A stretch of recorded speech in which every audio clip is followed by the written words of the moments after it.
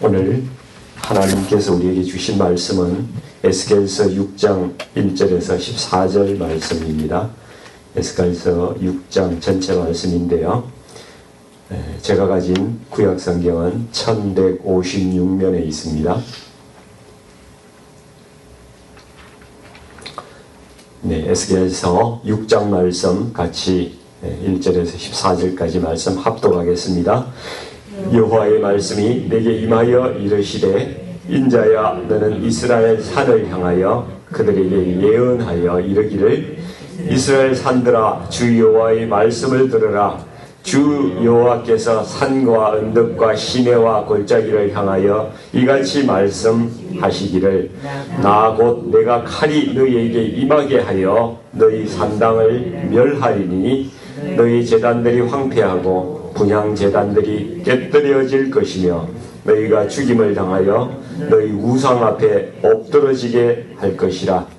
이스라엘의 자손의 시체를 그 우상 앞에 두며 너희 해골을 너희 제단 사방에 흩으리라.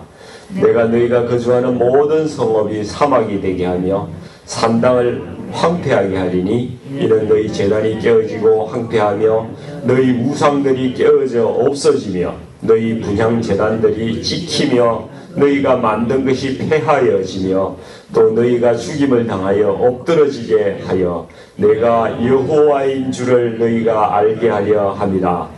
그러나 너희가 여러 나라에 흩어질 때에 내가 너희 중에서 칼을 피하여 이방인들 중에 살아남는 자가 있게 할지라. 너희 중에서 살아남는 자가 사로잡혀 이방인들 중에 있어서 나를 기억하되 그들이 엄란한 마음으로 나를 떠나고 엄란한 눈으로 우상을 섬겨 나를 근심하게 한 것을 기억하고 스스로 한탄하리니 이는 그 모든 가증한 일로 악을 행하였음이라. 그때야 그들이 나를 여호와인 줄 알리라. 내가 이런 재앙을 그들에게 내리겠다 한 말이 헛되지 아니하리라. 주 여호와께서 이같이 말씀 이르시되 너는 손뼉을 치고 발을 구르며 말할지어다. 오호라 이스라엘 족속이 모든 가증한 악을 행함으로 마침내 칼과 기근과 전염병에 망하되 먼 데 있는 자는 전염병에 죽고 가까운 데 있는 자는 칼에 엎드러지고 남아있어 에워싸인 자는 기근에 죽으리라. 이같이 내 진노를 그들에게 이룬 적 그 죽임당한 시체들이 그 우상들 사이에 제단 사방의 각 높은 고개 위에 모든 산 꼭대기에 모든 푸른 나무 아래에 무성한 상수리 나무 아래 곧 그 우상에게 분향하던 곳에 있으리니 내가 여호와인 줄을 너희가 알리라. 내가 내 손을 그들의 위에 펴서 그가 사는 온 땅 곧 광야에서부터 다블라까지 황량하고 황폐하게 하리니 내가 여호와인 줄 그들이 알리라. 아멘. 오늘 이 말씀으로 나는 정말 이 시대의 남은 자인가 이런 제목으로 말씀을 좀 나누도록 하겠습니다. 어제에 이어서 유다 왕국에 대한 심판의 예언이 계속되고 있는데요.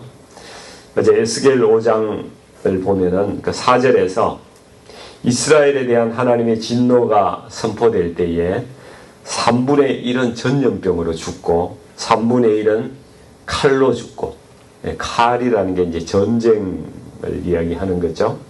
3분의 1은 그 땅에서 내어 쫓겨서 다른 나라로 흩어지고 기근으로 에워싸서 기근으로 죽고 이런 것을 보여주십니다. 그런데 한편으로는 또 남은 자가 있다. 이렇게 어제 말씀에 전해주셨어요. 오늘 본문 6장 8절에서도 이 말씀을 하고 있는데요. 6장 8절 말씀 먼저 한번 읽어보겠습니다. 그러나 너희가 여러 나라에 흩어질 때에 내가 너희 중에서 칼을 피하여 이방인들 중에 살아남은 자가 있게 할지라. 이렇게 말씀하고 있습니다. 에스겔서의 이 남은 자, 여기에 모든 심판 중에 살아남은 자가 있는데 이 사람들은 신약교회에서 여전히 구원받는 자를 예표하고 있는 그러한 말씀입니다. 이것은 단지 옛날에 있었던 역사적 사건이 아니라 현재 우리 앞에 있는 닥쳐올 심판, 이 심판, 지금도 받고 있는 이 심판, 그리고 여기에 대한 경고이자 또 구원에 대한 소망이라고 이렇게 이야기할 수가 있는 것이죠. 구약의 이스라엘이라는 국가는 그 나라 전체가 구약시대의 교회라고 이야기할 수가 있습니다. 근데 전부 다 구원받았습니까? 아니죠.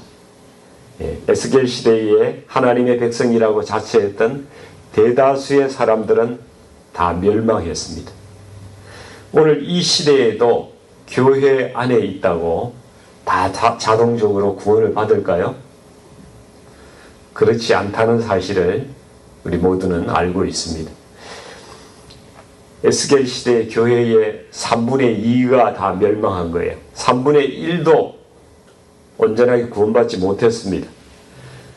그 3분의 1 중에서도 소수만 다 잡혀가고 그 중에 소수만 남은 자로서 구원과 회복의 씨앗으로 보존이 되는 것을 볼 수가 있었습니다.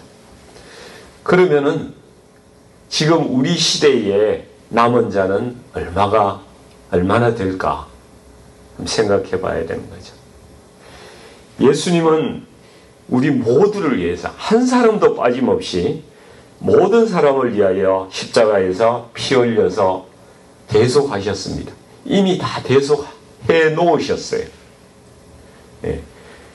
그런데 그 대속을 나를 위해서 예수님이 죽으셨다. 이렇게 믿는 자, 확실히 믿는 자, 그리고 그 믿음대로 사는 자가 구원받을 것인데 그 수가 과연 얼마나 될까? 아주 소수라는 것입니다. 이것은 매우 두려운 일입니다. 그러나 저는 오늘 이 두려움을 여러분에게 드리기 위해서 이 말씀을 드리는 것이 아닙니다. 우리가 제대로 예수님을 믿어야 된다는 권면의 말씀을 드리기 위해서 이 말씀을 드리는 것이죠. 구약의 이스라엘 백성들은 왜 이렇게 다 망하는 길로 갔을까? 우리가 다 하나님의 우리보다 이 구약의 백성들은요 하나님을 더 경험한 사람들이에요. 그 기적과 이적을 체험한 사람들인데 왜 구원받지 못하는 이 길로 갔을까? 그 해답을 오늘 본문 말씀을 가지고 한번 찾아보려고 합니다. 우리가 2절 3절 말씀을 한번 잘 보세요. 하나님께서 진노의 칼이 어디를 향하는데 무엇을 멸하려고 하시는가 한번 보십시다. 인자야 너는 이스라엘 산을 향하여 그들에게 예언하라고 말씀하죠. 이스라엘 산들아 주 여호와의 말씀을 들으라. 주 여호와께서 산과 언덕과 시내와 골짜기를 향하여 이같이 말씀하시기를 나 곧 내가 칼이 너희에게 임하게 하여서 여호와 하나님께서 칼이 너희에게 임하게 하여서 너희 산당을 멸하겠다고 말씀하지 않습니까? 이스라엘 산에는 산당이 많았어요. 산마다 이 뒤에 보면은 제단 그 13절에 보면은요 고개 높은 고개 위에 모든 산꼭대기 모든 푸른 나무 아래 무성한 상수리 나무 아래 모두 이런 곳에서 우상에 의해 분향하고 제사 지내고 했다는 거예요. 그러니까 산이 엄청 많은 거예요. 산만큼은 아니지만은 언덕과 시내와 골짜기에도 산당이라고 제사 드리는 곳이 있었다는 곳입니다. 산당은 원래 가나안 족속이 우상 숭배하던 곳입니다. 하나님께서는 신명기 12장 말씀에 보시면은 하나님께서 택하신 곳에서만 제사를 드리라. 너희가 번제를 드리라고 말씀하시는데 이스라엘 백성들은 그 하나님께서 택하신 성전에 가서 예배 드리기보다는 가까이 있는 산당에 가서 예배 드리는 것을 더 좋아했다는 것입니다. 나중에는 하나님께서 하나님께도 제사를 드리고 산당에서 우상에게도 제사를 드리는 겁니다. 그러니까 나에게 복을 주는 존재라면 하나님도 좋고 우상도 좋고 무엇이든지 그에게 가서 제사 드리는 혼합주의 신앙으로 변질된 거예요. 하나님은 이것을 가정히 여기신다는 것이죠. 가장 가정히 여기시고 멸하신다는 것입니다. 열왕기서에 보면은 남유다에는 북이스라엘은 선한 왕이 아무도 없었어요. 근데 남유다에는 몇 명 있었어요. 근데 그 선한 왕도 여럿이 있었지만 그들의 마지막 평가에는 항상 이 말이 붙습니다. 그러나 산당은 제거하지 않았더라. 이 말이 항상 따라붙어요. 그러니까 이스라엘의 산당 신앙이라는 것은 이 뿌리가 너무 깊어가지고 이 뽑아내지를 못하는 거예요. 늘 뭔가 개혁을 하고 신앙으로 회복을 했다. 우리가 신앙 정말 하나님께 돌아왔다 생각하면서도 이 산당 신앙은 뽑아내지를 못했다는 거예요. 근데 신명기 6장 4절 5절 말씀이 이렇게 말씀하죠. 매우 중요한 말씀입니다. 이스라엘아 들으라. 우리 하나님 여호와는 오직 유일한 여호와시니 너는 마음을 다하고 뜻을 다하고 힘을 다하여 내 하나님 여호와를 사랑하라. 우리 하나님 여호와는 오직 유일한 여호와시다. 그렇게 말씀하세요. 이 말씀이 여호와 신앙의 뿌리거든요. 우리 기독교 신앙의 뿌리입니다. 이것이 안 되면요, 이대로 살지 않으면은 우리도 올바르게 예수 믿는다고 할 수가 없는 거예요. 이것이 안 되면은 영적으로 간음하는 겁니다. 한 여자가 두 남편을 섬기고 산다고 생각해 보세요. 그게 말이 됩니까? 그러고 살고 있는 거예요. 근데 이 시대에도 산당에서 예배 드리는 것과 같이 영적인 간음을 하면서 하나님도 섬기고 자기 우상도 섬기면서 살아가는 사람들이 너무나 많다는 겁니다. 우리 교회에도 그런 사람이 너무 많다는 거예요. 어떤 사람이 그렇게 살아요? 수도 없이 많지만은 대표적인 거 3개만 말씀을 드릴게요. 첫 번째는 하나님과 돈을 같이 섬기며 사는 사람들이에요. 예수님이 이것을 너무 잘 아세요. 그러니까 마태복음 6장 24절에 사람이 두 주인을 섬기면 안 된다고 분명히 말씀을 하고 계세요. 한 사람이 두 주인을 섬기지 못할 것이니 혹 이를 미워하고 저를 사랑하거나 혹 이를 중히 여기고 저를 경히 여김이라. 가볍게 여긴다는 것이죠. 너희가 하나님과 재물을 겸하여 섬기지 못하느니라. 하나님과 재물을 겸해서 섬기면 안 된다고요. 예수님이 분명히 말씀하고 계세요. 두 번째는 탐심이 지나친 사람들이에요. 이것도 우상숭배예요. 탐심은 돈과 결합할 수도 있고요, 명예와 권력과도 결합할 수가 있습니다. 자족하지 않는 거죠. 만족하지 않는 거예요. 그래서 지나친 소유욕을 가지고 살아가는 사람들이, 그래서 그런 사람은 우상숭배하고 있다고 말씀하는 거예요. 골로새서 3장 5절에 이렇게 말씀합니다. 그러므로 땅에 있는 지체를 죽이라. 곧 음란과 부정과 사욕과 악한 정욕과 탐심이니, 이 탐심이 지나친 소유욕을 말하는 것입니다. 탐심은 우상숭배니라. 탐심이 강한 사람은 자기의 소유를 통해서 자기의 존재감과 만족감을 느끼는 사람들이에요. 그리고 무엇을 소유할 수 있는 능력을 갖는다는 데서 살아가는 어떤 그 즐거움을 느끼는 그런 사람들입니다.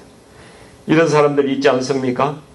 웬만하면 먹고 살만한데 조금만 더 이렇게 하면서 욕심 부리고 사회적으로 비즈니스 하면서도 탈세도 하고 나쁜 짓도 하고 하나님 말씀을 제대로 지키지 않으면서 그렇게 살아가는 사람들이 있습니다. 우상 숭배하는 것입니다.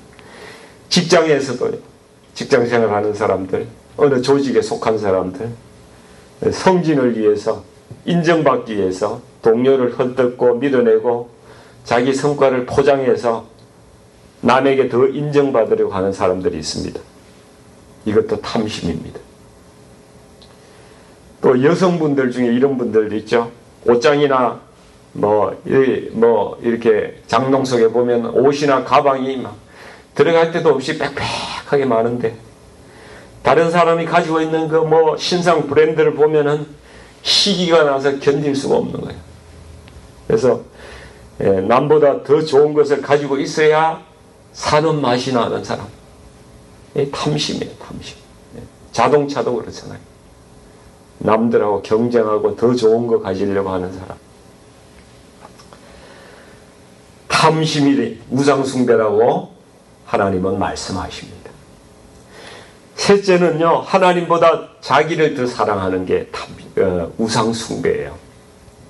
자기를 사랑하는 마음이 하나님 사랑하는 것보다 더 클 때는 자기 스스로가 우상이 되는 겁니다. 대부분의 사람이 이렇다는 것입니다. 디모데후서 3장 2절에 보니까 말세에 고통하는 때가 이르러 사람들이 자기를 사랑한대요. 돈을 사랑하며 자랑하며 교만하며 이런 말씀이 나옵니다. 지금 이 세대를 정확히 표현하는 말씀이죠. 요즘 보니까 마음 수련하는 사람들이 많대요. 마음 수련. 자기 자아를 찾는 데나 어쩐 데나 해가지고 또 요가하는 사람도 있고 명상 이러면서 자기의 본질을 찾는데요. 그런 난리가 나는데 여러분 이 열심히 찾아가지고 제대로 자기 자아를 찾으면은요, 그 자아가 얼마나 형편없이 죄로 망가진 자아라는 사실을 깨닫게 될 겁니다. 제대로 찾으면요. 이 성경은 타락한 자아를 옛사람이라고 그렇게 부르고 있습니다. 옛 자아는요, 내가 중심이 되려고 해요. 하나님 없이 스스로 삶의 의미와 만족을 찾으려고 노력을 하는 거예요. 어디 가서 뭔가 찾으면 뭐가 있을 거다 생각하는 거죠. 그리고 내 뜻대로 살고자 하는 자아가 옛사람의 모습이라는 겁니다. 근데 성경은 옛사람이 죽고 새 사람으로 거듭나야 산대요. 그래야 구원받는데요. 자기를 사랑하는 것이 아니라 하나님을 더 사랑하는 사람으로 변화되고 하나님 말씀대로 살도록 성령께서 변화시킨 그 사람만 구원받는데요. 성경은 그렇게 말씀하고 있습니다. 근데 하나님을 믿는다고 우리가 누구나 말은 다 하지만은 여전히 자기를 사랑하고 자기 중심적인 삶을 살아가고 있는 사람은 아직도 옛사람이라는 거예요. 여전히 산당에서 예배드리는 사람과 똑같다는 겁니다. 하나님께서 진멸하신대요. 그 사람을. 근데 사람에게 있어서 참 돈과 욕심, 탐심, 그리고 자기 사랑이라는 이러한 우상이 쉽게 없어지겠습니까? 참 어려운 일입니다. 이스라엘 산당 예배하고 마찬가지로 너무나 뿌리가 깊은 것입니다. 그런데 우리는 우상인 줄도 모르고 그렇게 살아가고 있다는 것이죠.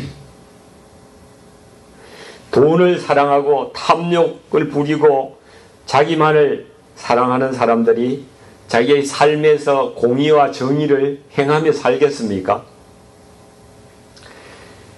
예레미야 선지자가요, 예레미야서에 보면은 하나님께서 예레미야 선지자를 통해서 이스라엘을 통렬하게 꾸짖습니다.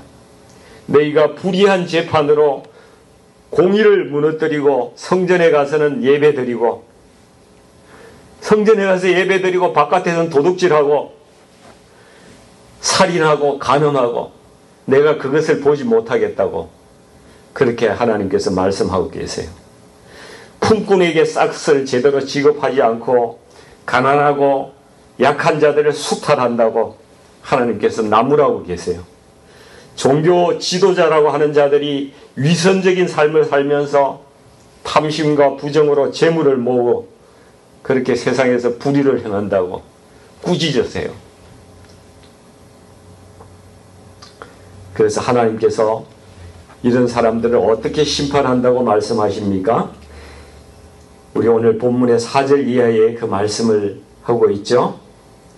모든 산에 세워져 있던 우상의 제단들이 황폐화되고 부정제단이 깨어지고 우상 숭배하던 자들은 다 엎드려서 죽고 그 성읍은 다 사막이 되고 이스라엘의 온 땅은 광야에서부터 디볼라 저 북쪽까지 이스라엘 경계 모든 땅은 황량하고 황폐하게 될 것이고 그 백성들은 여러 나라에 다 흩어지게 될 것이라고 그렇게 말씀하고 있습니다.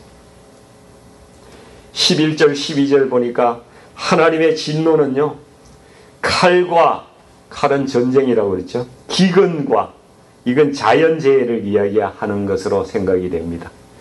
그리고 전염병을 통해서 하나님의 진노가 부어진다고 말씀하고 있습니다. 요한계시록의 6장 8절에 가서 봐도 장차 마지막 심판에서 칼과 기근과 전염병으로 많은 사람들이 죽을 것이라고 말씀하고 있습니다. 지금도 하나님의 진노가 계속되고 있는데요. 이제 이것이 갈수록 강해질 것입니다. 성경에 보니까 7인의 재앙이 있고 7 나팔의 재앙이 있고 7 대접의 재앙이 있습니다. 이거의 순서대로 심판의 강도가 점점 더 세져져 나가는 거예요. 저는 요즘 뉴스를 보면서 옛날보다 자연재해가 너무 심해지고 있구나 이런 걸 느끼게 됩니다.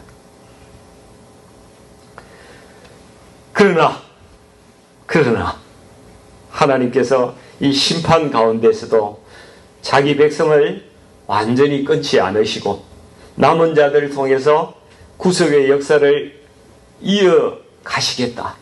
거룩한 씨앗을 남겨두겠다고 주께서 말씀하셨습니다. 여러분 노아의 홍수에서는 하나님께서 8명을 세상에 남기셨어요.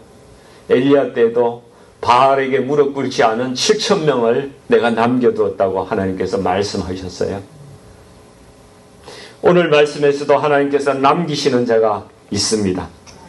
이 남은 자들이 어떤 사람들인지 9절 말씀을 우리가 한번 잘 봐야 됩니다. 너희 중에 살아남은 자가 사로잡히긴 해요. 살아남은 자도 고난을 받아요. 동일하게 고난받습니다. 이방인들 중에 끌려가서 어떻게 됩니까? 나를 기억하되 하나님을 기억한다는 거예요. 남은 자들은 하나님을 기억하는 자들입니다. 예수님을 믿는 자들입니다. 진실로 예수님을 믿는 자들이에요. 그리고 그들이 어떤 마음을 가지는가 하면은 음란한 마음으로 나를 떠나고 음란한 눈으로 우상을 섬겨서 나를 근심하게 한 것을 기억하고 하나님께 죄 지은 것을 다 기억한다는 거예요. 자신의 죄를 깊이 깨닫고 자기가 죄인임을 고백하는 자들이 남은 자들이라는 거예요. 그리고 스스로 한탄한다고 그러잖아요. 죄를 슬퍼하는 거예요. 죄를 그냥 슬퍼하는 것이 아니라 한탄할 정도로 무척이나 슬퍼하는 자들입니다. 진심으로 회개하는 심령을 가지는 자들이 이 시대에 남은 자가 되는 것입니다.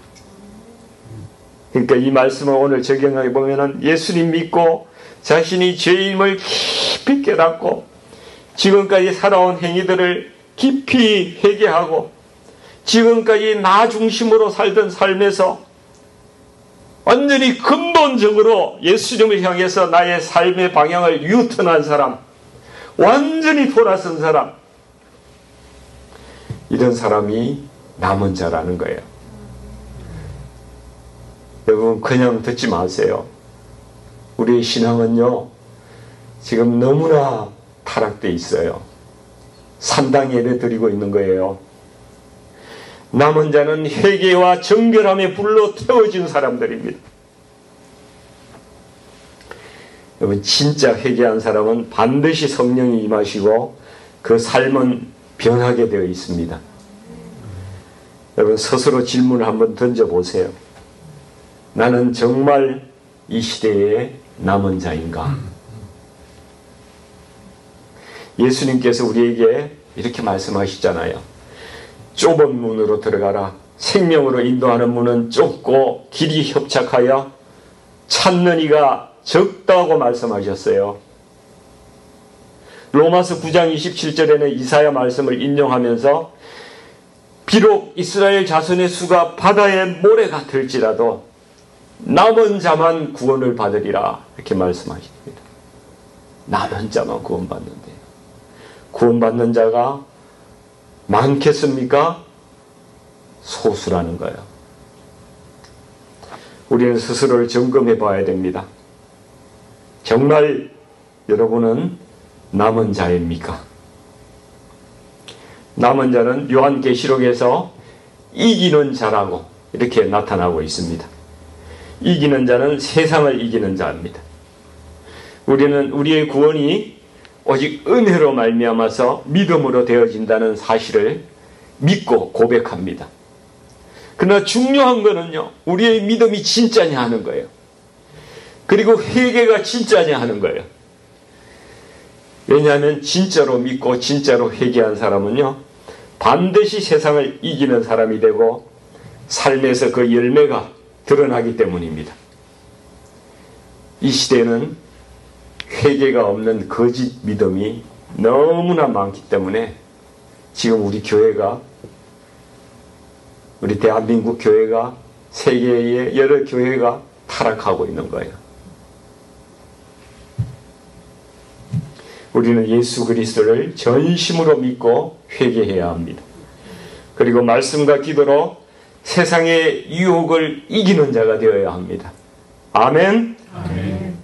그러나 고난이나 유혹을 내 힘으로 이기기가 참 힘들죠. 그래서 우리가 예수님을 의지하는 것입니다. 우리가 고난과 핍박과 유혹이 올 때 예수님 불러야 합니다. 부르짖어야 합니다. 그러면 성령님께서 반드시 우리를 도와주신다는 것이죠. 우리 성도님께서 모두 오늘도 믿음의 선한 싸움 싸우시기를 원합니다. 우리 주님이 기다리시는 종착역에 주님이 기다리고 계세요. 우리를 바라보고 기다리고 계십니다. 성리에서 오도록 기다리고 계시는 거예요. 그래서 오늘도 우리는 인내하며 남은 자로, 이기는 자로 그렇게 살아가시는 하루가 되시기를 주님의 이름으로 간절히 축원드립니다. 아멘. 우리 같이 기도하겠습니다. 아버지 하나님, 우리의 욕망을 채우기 위해서 현실과 늘 타협하면서 그렇게 마음에 우상을 두고 살아온 저희들을 용서해 주시옵소서. 돈과 탐심과 또 자기 사랑과 그 외의 많은 우상들을 가지고 살면서도 하나님보다 이러한 것들을 더 사랑하면서 그렇게 살아온 가정한 죄를 지으며 살아왔음을 하나님 이 시간 고백하고 회개합니다. 아버지 하나님, 우리 안에 하나님보다 더 사랑하는 것이 있다면 무엇이든지 철저하게 뿌리를 뽑아 주시옵소서. 회개하고 정결의 불로 저희를 깨끗이 태워주시고 하나님 앞에 의로운 자로 서게 하여 주시옵소서. 오직 하나님만 믿고 기억하면서 죄를 슬퍼하고 마음을 다하고 뜻을 다하고 목숨을 다하여 하나님만 사랑하는 참 믿음의 사람 되게 하여 주시옵소서. 우리 모든 성도들이 그렇게 거듭나게 하여 주시옵소서. 하나님만 사랑하는 참 믿음의 사람 되기를 원합니다. 오늘부터 새로워지겠습니다. 주님, 성령으로 우리를 만지시고 새롭게 하여 주시옵소서. 예수님의 이름으로 간절히 기도드리옵나이다. 아멘.